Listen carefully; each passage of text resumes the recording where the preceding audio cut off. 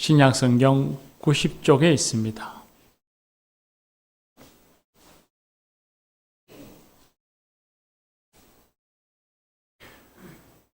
누가복음 2장 25절에서 35절의 말씀입니다. 이것은 하나님의 말씀입니다. 이제 하나님의 말씀을 듣겠습니다. 예루살렘에 시몬이라 하는 사람이 있으니 이 사람은 의롭고 경건하여 이스라엘의 위로를 기다리는 자라. 성령이 그 위에 계시더라. 그가 주의 그리스도를 보기 전에는 죽지 아니하리라 하는 성령의 지시를 받았더니 성령의 감동으로 성전에 들어가매 마침 부모가 율법의 관례대로 행하고자 하여 그 아기 예수를 데리고 오는지라. 시몬이 아기를 안고 하나님을 찬송하여 이르되 주제여 이제는 말씀하신 대로 종을 평안히 놓아주시는도다.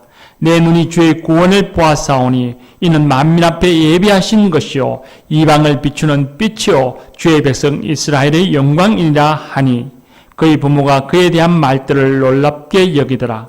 시몬이 그들에게 축복하고 그의 어머니 마리아에게 말하여 이르되 보라 이는 이스라엘 중 많은 사람을 패하거나 흥하게 하며 비방을 받는 표적이 되기 위하여 세움을 받았고 또 칼이 내 마음을 찌르듯 하리니 이는 여러 사람의 마음의 생각을 드러내려 함이니라 하더라. 아멘. 이 말씀으로 하나님이 은혜 주실 줄 믿습니다. 여호수아 중창단 찬양하겠습니다.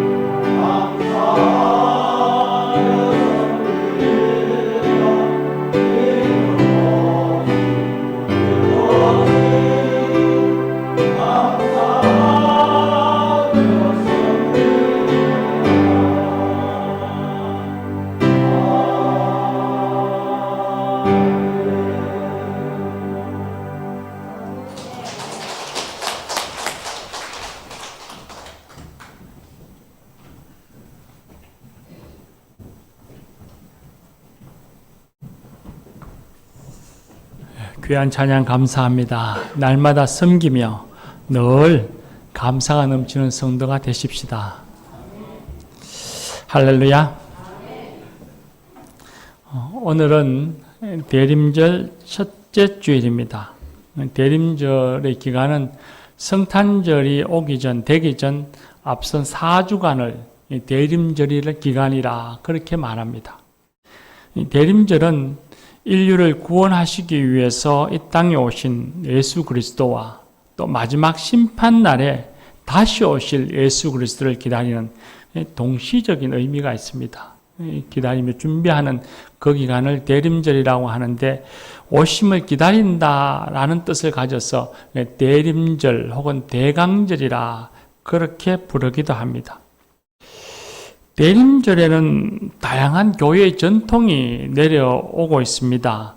대림절이 되면 교회는 아주 오래 전부터 대림절 환을 만들었습니다. 이걸 대림환이라고 부르기도 합니다. 여러분이 지금 보시면 저쪽에 계시는 성도님이 잘 안 보이실지 모르겠는데, 여기 보면 우리 미아부에서 아주 예쁜 화환을 만들어 두었습니다. 우리 교회는 매년마다 이 화환을, 대림절이 되면 화환을 만듭니다. 이제 보기 좋아라고 만들어 놓은 것이 아니고, 이건 오래전부터 교회가 지켜오던 전통이었습니다. 조금씩 그 시작은 견해 차이가 있습니다. 학자들마다 조금씩 다르긴 한데, 어떤 이들은 기독교가 유럽에 확장되었을 중세시대 때부터 시작되어졌다라고 말하는 이가 있는가 하면, 어떤 이들은 종교개혁 이후에 루터교회부터 시작되어졌고, 그 루터교회 시작된 것이 가톨릭 교회로 전파되어지고, 그러면서 온 지역의 온 세계 교회들이 이 대림절 기간만 되면 화환을 만들었다, 그렇게 말하는 이들도 있습니다. 그래서 어떤 것이 정확한지는 알 수가 없지만 아주 오래전부터 우리 교회들은 이 대림절이 되면 화환을 만들었다는 것을 알 수 있습니다. 만들 때는 반드시 전나무나 소나무 같이 푸른 잎으로 만들게 되어지는데, 그 이유는 이 화환이 상징하는 것이 있기 때문입니다. 이 화환은 널푸른 영원한 생명을 상징하기도 하고, 또 시작과 끝이 없는 환이기 때문에 영원한 그리스도를 상징합니다. 그저 멋으로 둔 것이 아니고 교회 전통에 따라서 만들었고, 거기에는 이런 의미가 있다는 것을 우리가 알아야 합니다. 또한 이 대림절 환 사이에는, 대림환 사이에는 반드시 초 5개를 두고서 매주 하나씩을 밝힙니다. 오늘은 하나, 다음 주에는 2개, 그 다음 주는 3개, 이렇게 밝혀서 마지막 성탄절이 되면 5개의 초를 다 밝히게 됩니다. 이 4개의 초는 처음엔 짙은 보라색부터 시작합니다. 원래 대림절의 색상이 이 보라색입니다. 그래서 저도 오늘 이 보라색 넥타이를 메고 나왔습니다. 고귀함을 뜻하고 소망을 뜻하는 이 넥타이 색깔이 보라색인데, 보라색이 시작이 이 대림절의 색깔입니다. 그리고 보라색으로부터 시작된 초는 점점 옅어져서 분홍색이 되어지고, 마지막 성탄절이 되어지면 흰색의 초를 켭니다. 근데 요즘은 초가 보라색으로 나오기 때문에 분홍색 초를 구하기가 쉽지 않습니다. 그래서 우리 교회는 그냥 보라색으로 4가지 색상을 다 준비해 두었습니다. 그리고 이 5개의 초는 제 나름대로의 각각의 의미가 있습니다. 첫 번째 초는 소망의 촛불입니다. 소망으로 오신 예수님을 상징합니다. 두 번째 초는 회개를 가리킵니다. 예수 오심을 준비하며 회개해야 한다는 것을 상기시켜 줍니다. 세 번째 초는 사랑의 촛불입니다. 예수 오심이 하나님의 사랑임을 가리키는 것입니다. 그리고 네 번째 초는 기쁨 혹은 평화의 촛불입니다. 예수의 탄생은 세상의 기쁨이요 평화를 가져다 준다는 것을 의미합니다. 그리고 마지막 5번째 촛불, 성탄의 초는 세상의 빛으로 오신 예수님을 상징합니다.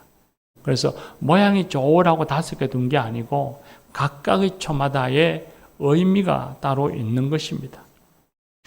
요즘은 성탄절이 너무 상업화되어져서 11월 중순만 되어도 백화점마다 스님와서 추리를 만들고 벽면에는 별과 눈송이를 붙이는 것을 보았습니다. 그런데 원래 교회는 전통적으로 그렇게 이른 시간에 붙이거나 늦은 시간에 붙이는 것이 아니라 반드시 붙이고 떼는 시간이 있습니다. 교회는 오랜 시간에 전통적으로 대림절 첫 번째 주일에 성탄절 추리를 점등식을 하고 그리고 교회 밖에 불을 밝혀서 예수님 오심을 세상에 알리고 예수님의 기다리는 그 기다림의 기쁨을 알리고 세상에 기다리고 준비하라고 일러주는 그런 계기로 삼습니다. 그리고 그 등은 그렇게 밝혀진 이 등들은 해가 바뀌고 1월 첫 주일까지 둡니다. 성탄절이 지났음에도 두는 이유가 있습니다.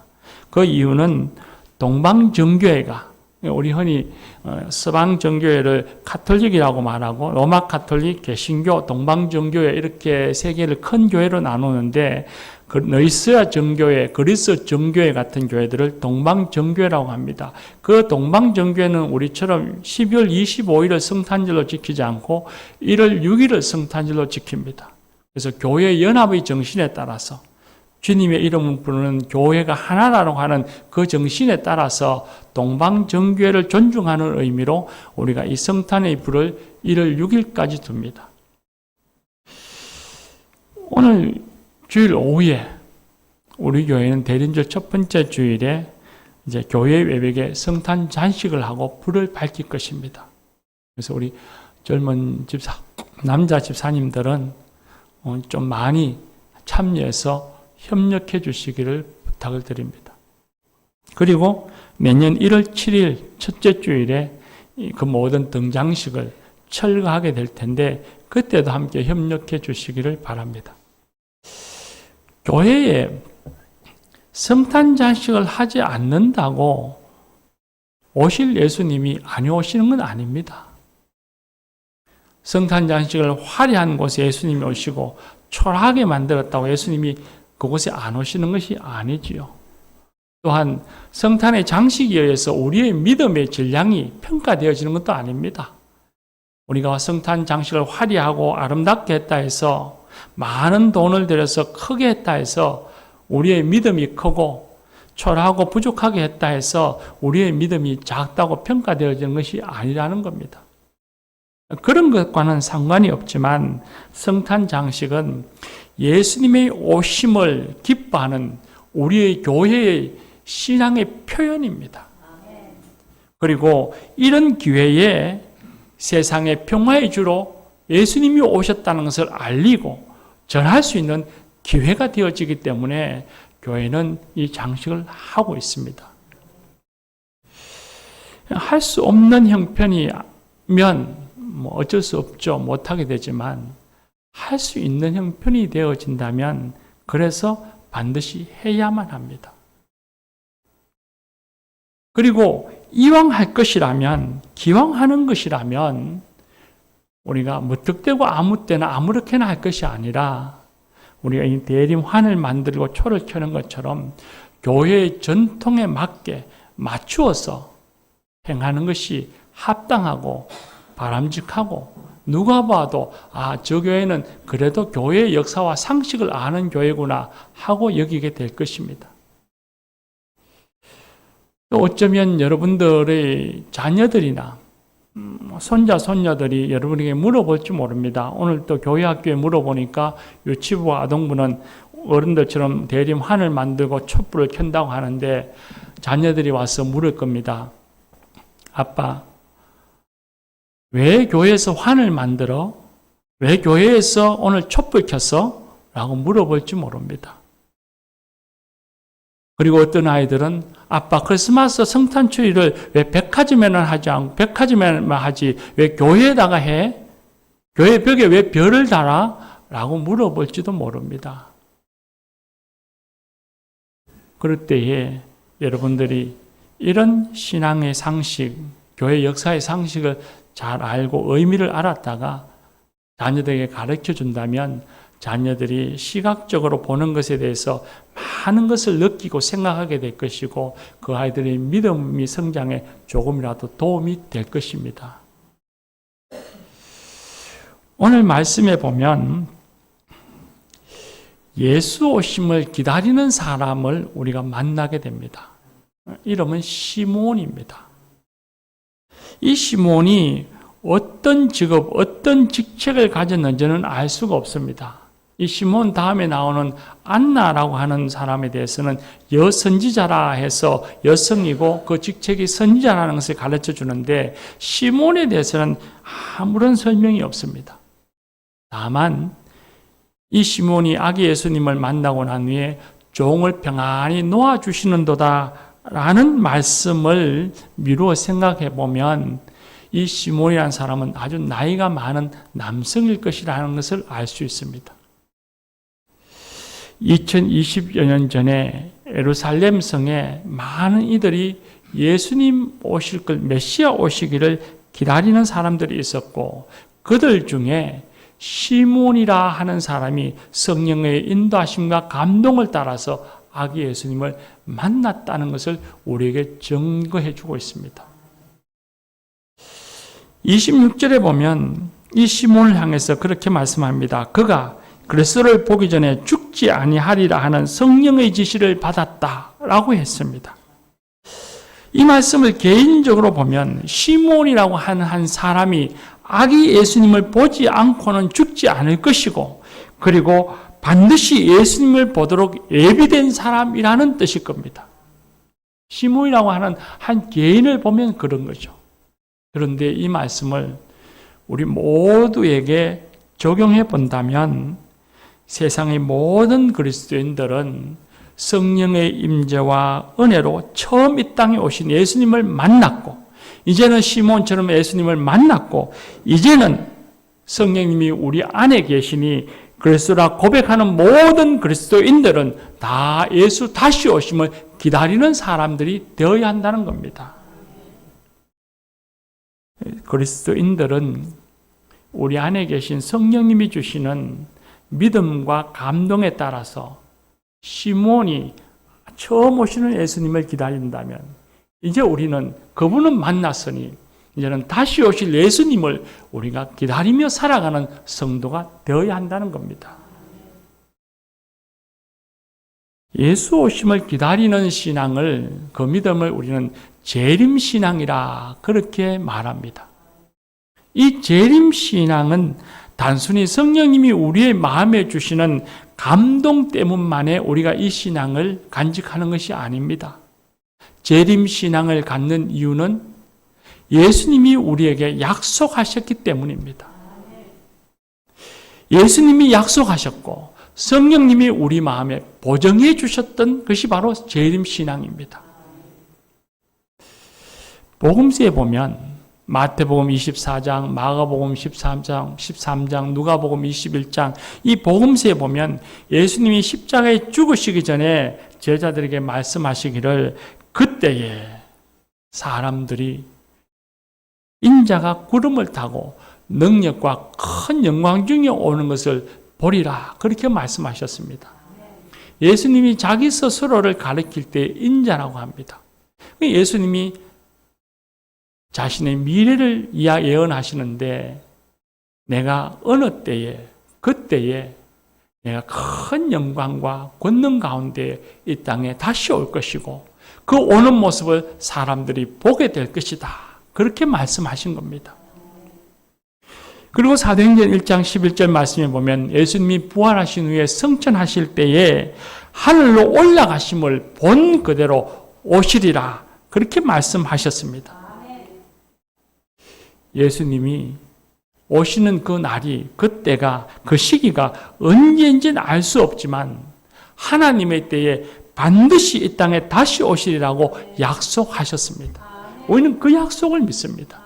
교회는 2000여 년의 긴 세월 동안에 얼마나 긴 세월입니까? 이 긴 세월 동안에 예수님이 하신 약속을 한 번도 의심하지 아니하고 예수 오심을 기다리면서 오늘 여기까지 살아왔습니다. 성경 말씀에 보면 바울 사도는 데살로니가후서 3장에 그렇게 말합니다. 주님께서 강림하실 때에 우리 살아있는 자는 자는 자보다도 더 앞서지 못할 것이다 하시면서 주님께서 강림하실 것을 기다렸고 강림하실 것을 가르치고 믿었습니다. 베드로 사도는 베드로서 3장에 말하기를 주의 날이 도둑같이 오리니, 주님이 알 수 없는 날에 도둑같이 오리니 그 날에 모든 것이 다 드러나리라 하면서 주님 오신 날을 기다리고 믿고 살아가고 있음을 고백했습니다.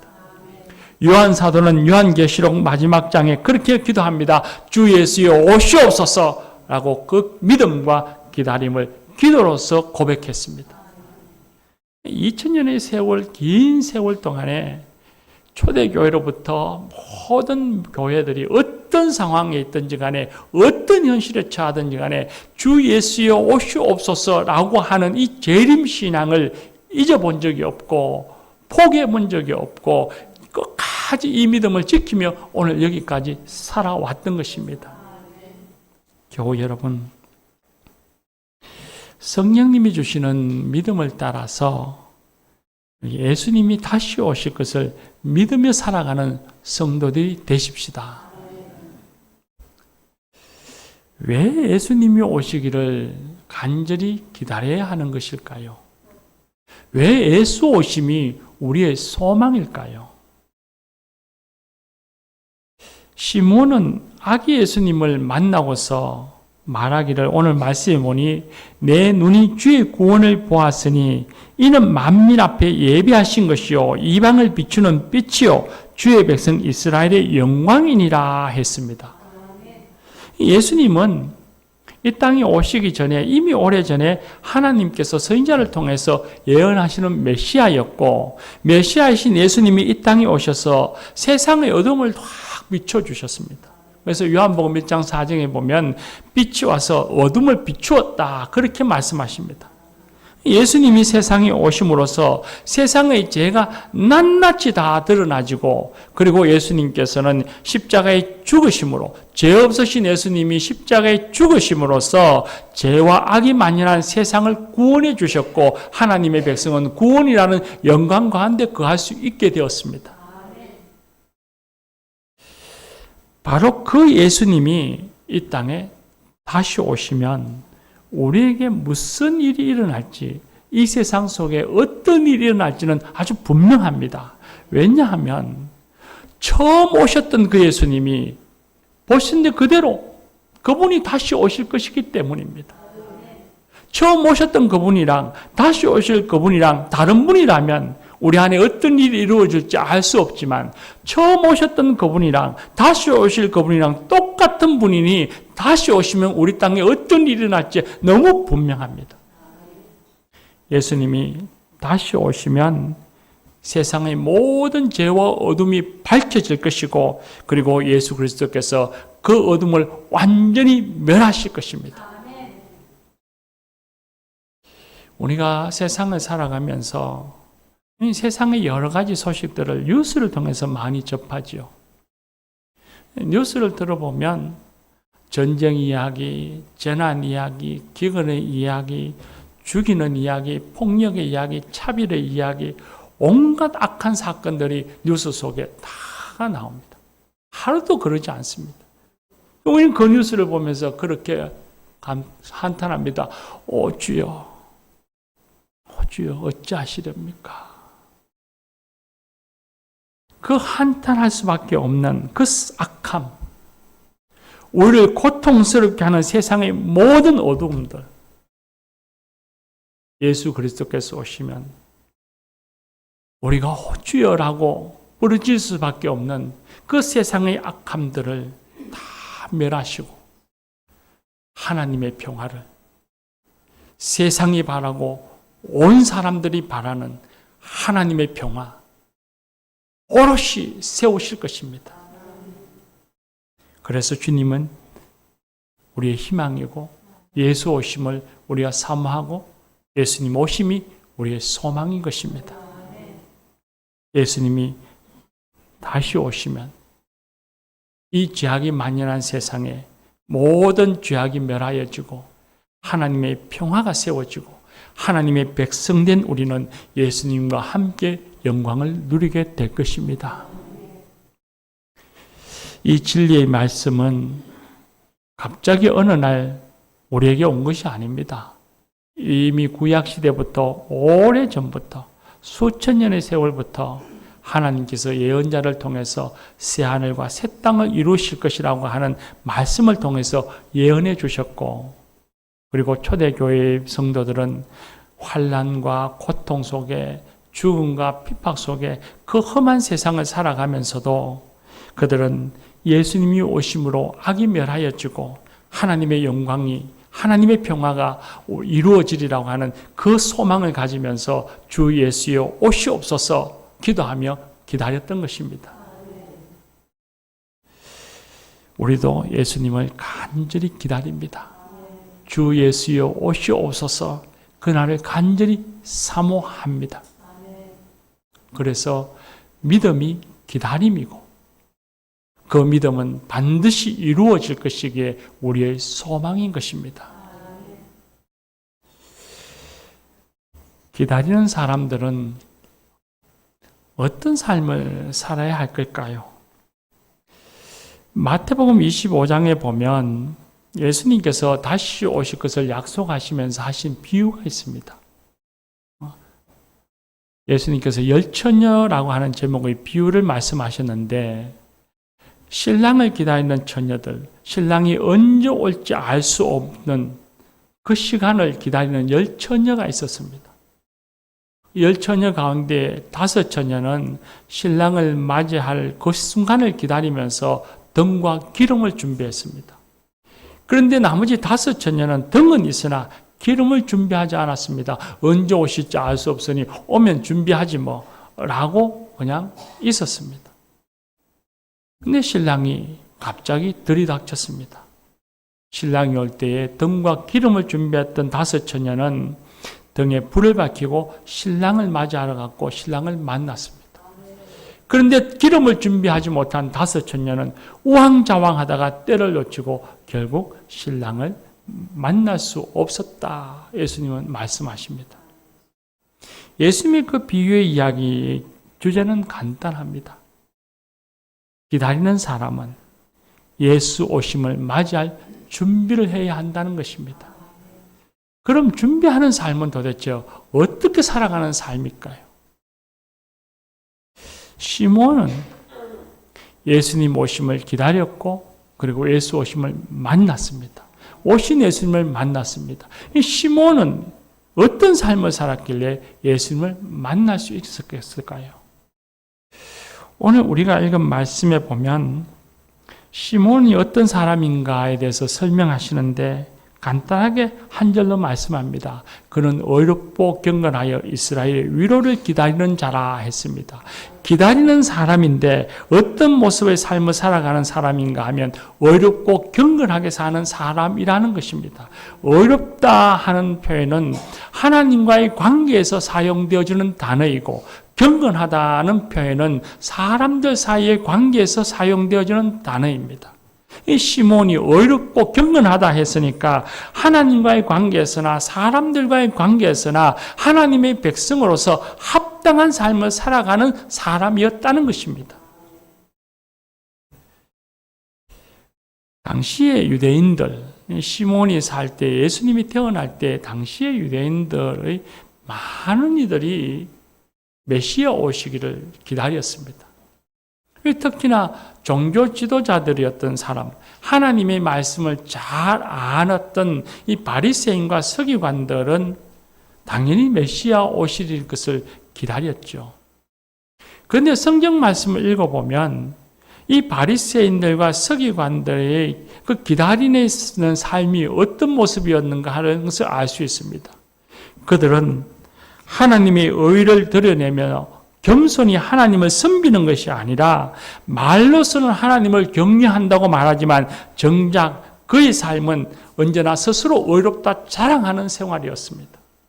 스스로 어렵다고 뽐내며 살면서 자신들이 만든 율법의 규례를 지키지 못하며 살아가는 사람들, 삶의 처지가 빈곤하여서 그 삶의 질고에 고통스러워 지키지 못하는 사람들을 그 규례를 지키지 못한다고 죄인이다, 부정하다, 차별하고 멸시하며 살았습니다.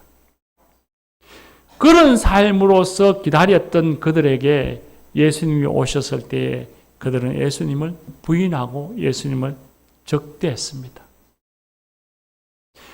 그들의 삶과 시몬의 삶을 비교했을 때에 시몬이 어떤 삶을 살았던가 하는 것을 알 수 있습니다. 시몬은 하나님을 경외하며 겸손히 하나님을 섬기는 살았습니다. 사람들과의 관계에서도 그들이 어떤 처지에 있든지 간에 그 사람을 존중하고 귀하게 여기며 살았습니다. 그래서 베드로후서의 말씀에 보면 3장 11절 12절 말씀에 그렇게 말씀합니다. 거룩한 행실과 경건함으로 하나님의 날이 임하기를 간절히 사모하라 했습니다. 하나님의 날이 임하기를 간절히 사모하는 사람은 거룩한 행실, 의롭게 그리고 경건하게 살아야 한다. 그런 삶으로 기다려야 한다. 그걸 가르쳐주고 계십니다. 복음서의 말씀에 보면 예수님은 좀 더 구체적으로 우리에게 어떻게 살아야 할 것을 가르쳐 주십니다. 마태복음 24장에 보면 예수님께서 예수 오심을 기다리는 사람들은 동료들을 때리며 술 친구들과 먹고 마시면 그날에 슬피 울게 될 것이라 말씀하셨습니다. 그러니까 동무들과 싸우고 이익을 갖고 싸우고 죽고 살리고 하거나 혹은 술을 먹고 방탕하고 쾌락을 쫓아 살아가면 주님이 오시는 그날에 주님을 만날 수 없고 슬피 울게 될 것이라 그렇게 말씀하셨습니다. 누가복음 21장 말씀에는 예수님을 기다리는 사람은 방탕함과 술 취함과 생활의 염려로 마음이 둔하여지지 말고 기도하라 말씀하셨습니다. 이 말씀들을 생각해 보면 예수 오심을 기다리는 우리의 삶이 어떠해야 될 것인가 하는 것이 좀 더 확연해지고 분명해집니다.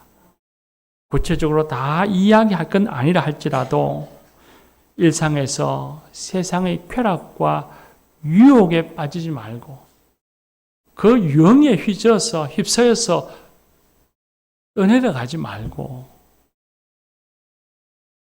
경건과 절제의 삶을 살고 하나님을 사랑해서 하나님을 의지하고 순종하며 기도하며 살아야 한다.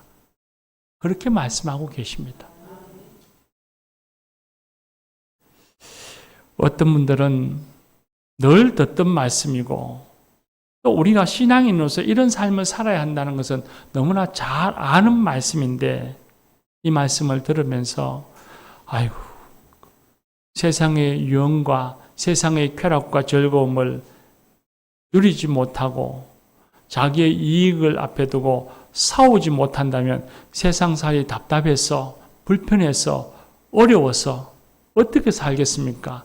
혹 그렇게 말하는 분이 있을지 모르겠습니다. 기다리며 사는 생활이 늘 즐겁고 쉬운 것만은 아닙니다. 예수님을 기다렸던 오늘 말씀의 주인공 시몬이라고 하는 사람, 그가 예수님을 기다리며 살아가는 삶이 평탄하고 즐겁기만 했겠습니까? 어렵고 힘들었으니 아기 예수님을 안고 주님이 나를 이제는 놓아주시려나 보다, 평안히 놓아주시려나 보다 라고 찬양했지 않겠습니까? 어렵고 힘들었으니 이제는 나를 평안히 놓아주시려나 보다 라고 했겠죠. 또 시몬이 그 아기 예수님을 안고 온 어머니 마리아를 보면서 칼이 너 마음을 찌르듯 할 것이다 했습니다. 어머니 마리아가 예수님과 함께 살아가는 삶이 그렇게 순탄하지만 안 하고 어렵고 힘든 삶이요 고통스러운 삶이 될 것이라는 것을 예언하신 겁니다. 그렇다면 예수 오심을 기다리는 우리네 삶도 역시 늘 즐겁고 늘 화려하고 늘 부유하지만은 않을 것입니다. 예수님 오심을 기다리는 삶이 어느 때는 힘이 들기도 하고 어떨 때는 아프기도 하고 어떨 때는 눈물 흘리기도 하고 어떨 때는 힘이 들기도 하고 지치기도 하겠죠. 그러나 그렇다 할지라도 우리의 삶을 기다림의 삶을 포기하지 말고 참고 견뎌내어야 합니다. 교회 여러분, 만약에 우리의 삶이 세상에 아쉬울 것 하나 없고 세상에 늘 평화롭고 풍요롭고 화려하고 세상 속에서 부족함 하나 없이 우리가 그런 그리스도인의 삶을 살아간다면 주 예수의 오시옵소서라고 주님 오시기를 기다리겠습니까? 아마 주님이 오늘 오신다 해도 주님 아닙니다. 오늘 오시지 말고 내일쯤 아니면 내년쯤 오십시오. 내가 지금은 평안하고 행복하고 나는 늘 부유로우니 오늘 이 즐거움을 마음껏 누릴 수 있도록 내년쯤 오시면 안 되겠습니까? 어쩌면 그럴지도 모릅니다. 예수님을 믿는 믿음의 삶, 기다림의 삶을 살아가는 것이 불편할 때도 있고 힘들 때도 있고 어려울 때도 있고 눈물 흘릴 때도 있고 아플 때도 있고 그럴 때가 있을 때에 주 예수여 오시옵소서. 주님 언제 오시렵니까?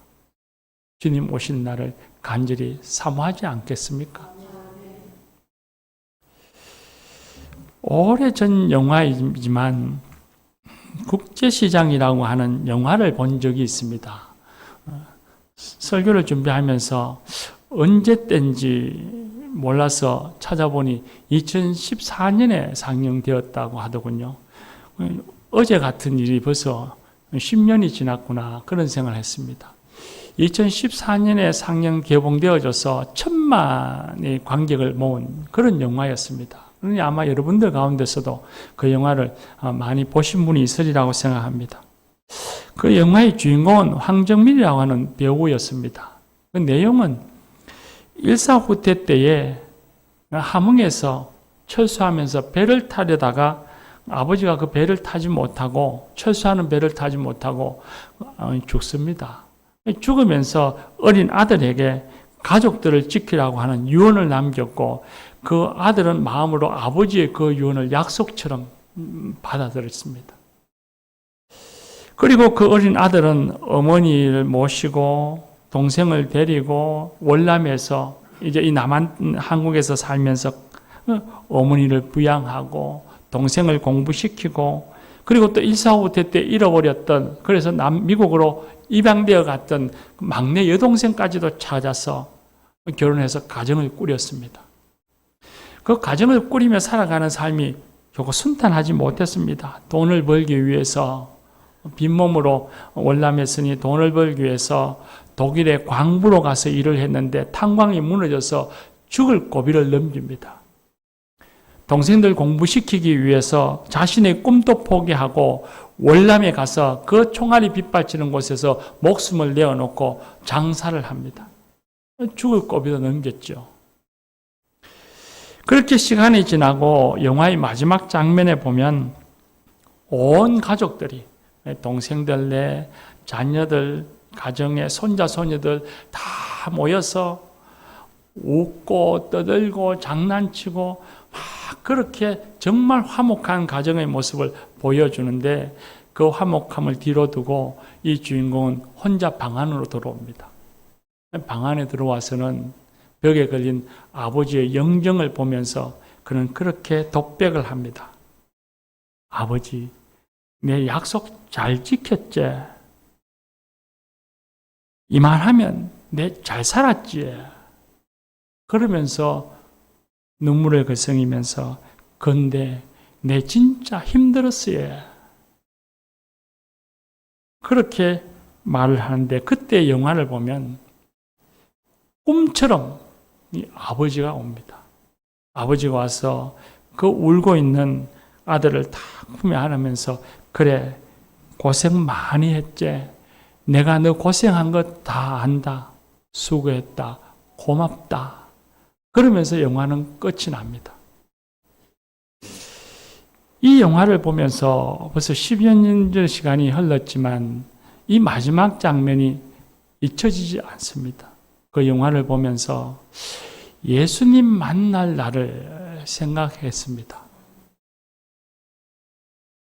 예수님을 만났을 때 예수님이 다시 오셨을 때에 예수님을 만나서 예수님 너무 힘들었어요 라고 울지언정 내 잘 살았지 라고 말할 수 있는 성도가 되어야겠다 하는 생각을 했습니다.